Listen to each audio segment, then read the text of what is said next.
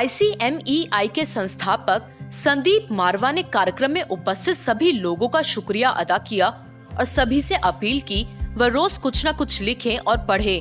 रोज लिखने और पढ़ने का फायदा बताया कि रोज लिखने से आपको याद रहेगा कि आपने क्या पढ़ा है और मेहनत करने के लिए प्रेरित किया।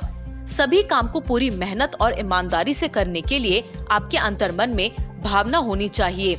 वहाँ उपस्थित सभी अतिथियों ने संदीप मारवा के द्वारा किए गए कामों की सराहना की। इसी कार्यक्रम में डॉक्टर हीरा लाल द्वारा लिखी गई किताब डायनामिक DM अतिथिगण को बांटा गया और इसके पीछे की कहानी को बताया गया। इसी बीच हे मो क्यू आंग ने अपनी किताब भी बांटी और इसके बारे में बताया।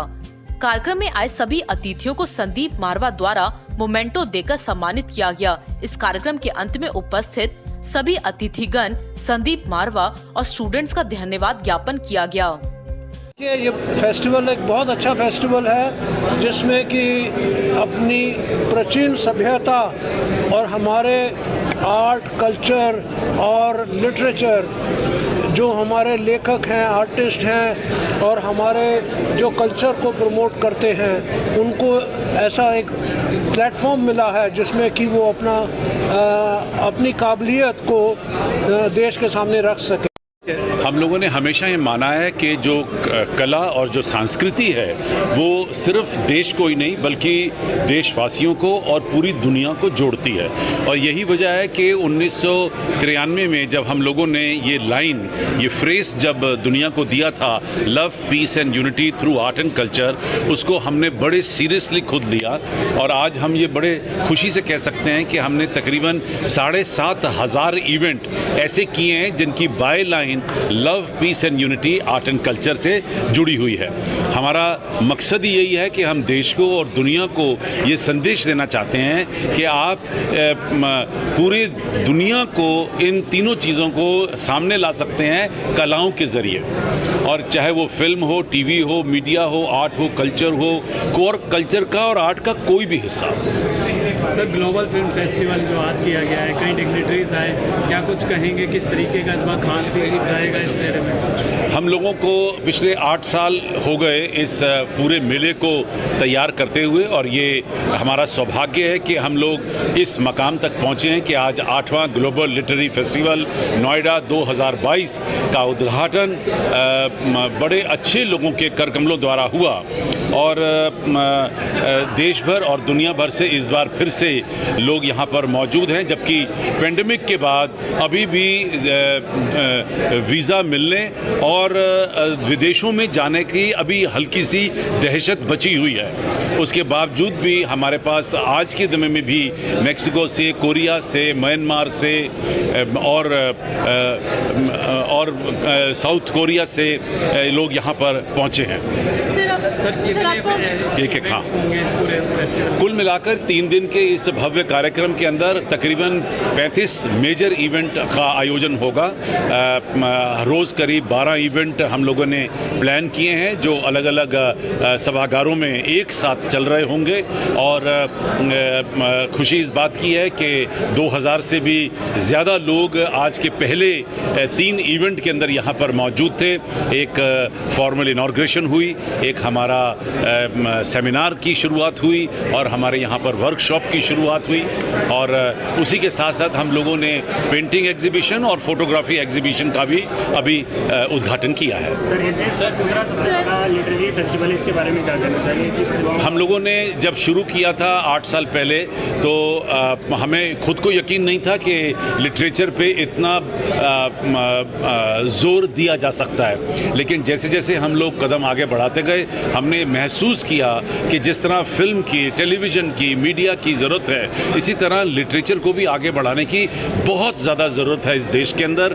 क्योंकि मैं समझता हूँ कि जो पढ़ना जानता है, लिखना जानता है, सुनना जानता है और पढ़ना जानता है, वो वही लोग जो हैं समय में आगे बढ़कर आते हैं। हम लोग खुद एक एजुकेशन इंस्टीट्यूशन के साथ जुड़े हुए हैं और ये हमारा धर्म बनता है कि हम एक अच्छे साहित्य को देश के सामने लाएं, क्योंकि अगर अच्छा साहित्य लिखा जाएगा तो अच्छा इतिहास बनेगा देश का।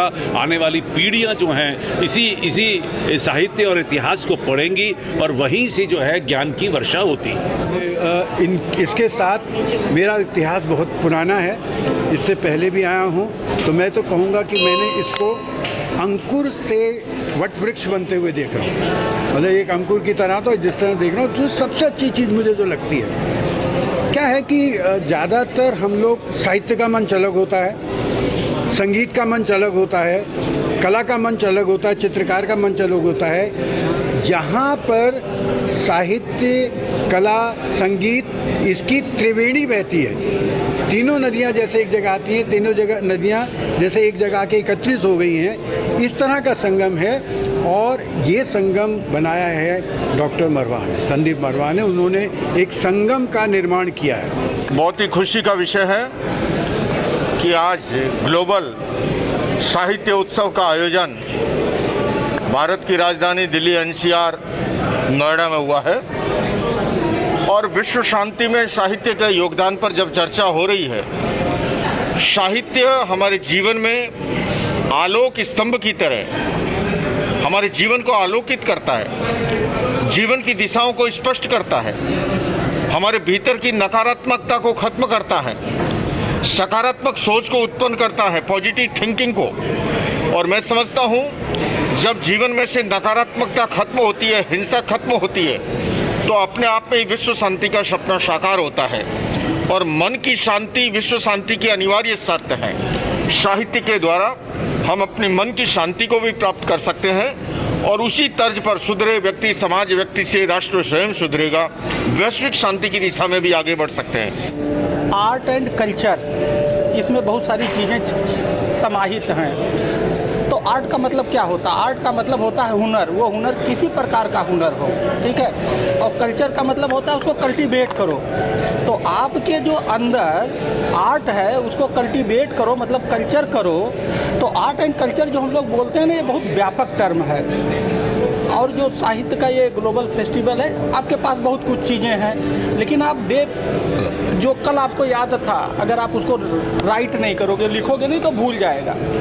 तो जैसा मैंने भी कहा ना कि हम लोग कहते हैं हम पढ़े और लिखे हैं। भाई आप पढ़े तो हैं, जब तक जो पढ़े हो उसको लिखोगे नहीं तो आप लिखे कैसे कह सकते हो हम लिखे हैं? तो पढ़े लिखे को पूरा करने के लिए आपके पास जो कुछ भी है अनुभव के रूप में, आपकी हॉबी के रूप में, उसको लिखना चाहिए।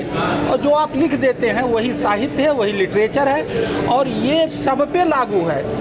कुछ लोगों को ये मानना है जो पढ़े वढ़े हैं वही लिख सकते हैं। अरे आपको मान लीजिए आप पढ़े लिखे नहीं हैं और आपके पास अनुभव है, तो आप घोस्ट राइटर हायर कर लीजिए, आप बोलते जाइए, वो लिख करके आपके नाम से लिख देगा। तो लिखना बहुत ज़रूरी है। और जो हम लिखते हैं वही साहित्य हो, ये सबके लिए ज़रूरी है, जिससे कि आपके अंदर जो अच्छी चीज़ है वो आने वाली जनरेशन जाने एक बात, और जो वर्तमान जनरेशन है उसे रीइन्वेंटिंग व्हील वाली बात ना करनी पड़े, आपके अनुभव का लाभ समाज को मिले।